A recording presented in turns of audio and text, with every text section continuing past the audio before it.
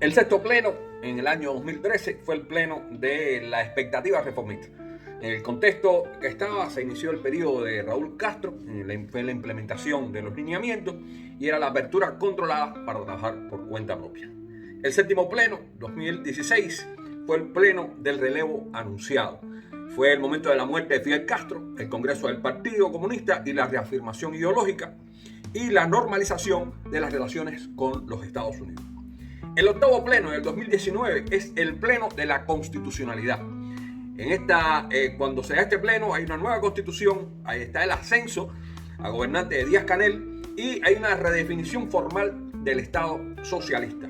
El pleno en el año 2021 es el pleno del shock, es el pleno de la pandemia virus chino, es el pleno del ordenamiento monetario, también es el pleno de las protestas del 11J. El décimo pleno es el pleno del desgaste.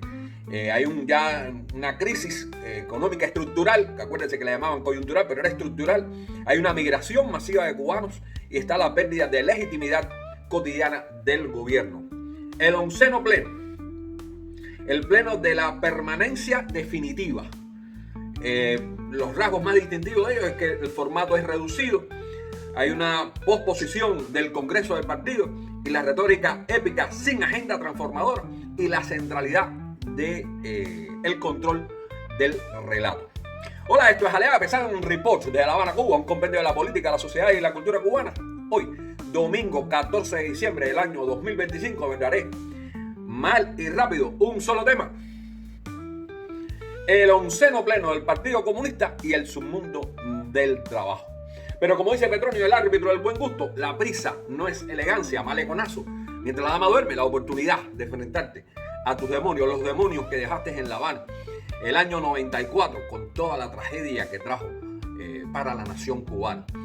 Maleconazo, editado por Ilíada Ediciones, la oportunidad de visualizar aquellos de los años 90, bueno, que ahora se replican en este momento para Cuba. Pero volviendo al tema de Marras, el onceno pleno comunista y el submundo del trabajo. Hay momentos en que la política deja de ser proyecto y se convierte en liturgia. El onceno pleno del Comité Central Comunista, celebrado este 13 de diciembre, pertenece sin duda a esa categoría. No fue convocado para inaugurar un rumbo, sino para reafirmar una permanencia, no para responder al porvenir, sino para conjurar el temor a la incertidumbre. Celebrado bajo el signo de la urgencia, el pleno produjo, sin embargo, lo previsible. En medio de una crisis prolongada económica, demográfica, moral, el evento principal del comunismo cubano entre congresos optó por el lenguaje del orden y la cohesión, evitando brutalmente el de la reforma y la responsabilidad. La posposición del noveno Congreso Comunista, lejos de un detalle administrativo, constituye confesión política. Cuando falta consenso, se aplaza el examen. Cuando escasean los resultados, se prolonga el mandato del discurso. Y lo más importante, aclaro, ¿quién manda en Cuba? La intervención de Díaz-Canel confirmó esta lógica al afirmar que, abro comillas, que cada día de la revolución es una victoria. El gobernante consagra una paradoja inquietante. Se celebra la duración allí donde se espera progreso. La resistencia sustituye al éxito. La supervivencia se eleva a categoría histórica. Esta retórica adquiere un matiz más grave hasta con la realidad del trabajador cubano, figura central del imaginario revolucionario y al mismo tiempo su gran ausente en las decisiones efectivas.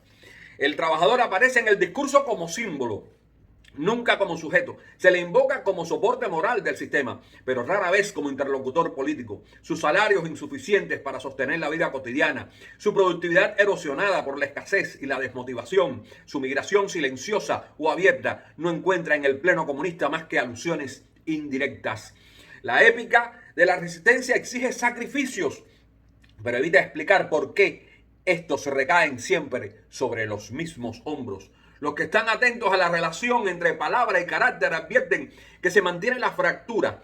El lenguaje político separado de la experiencia material del trabajo no persuade e impone. La reiterada apelación a la unidad desprovista de mecanismos reales de deliberación obrera no convoca a voluntades. Las disciplinas.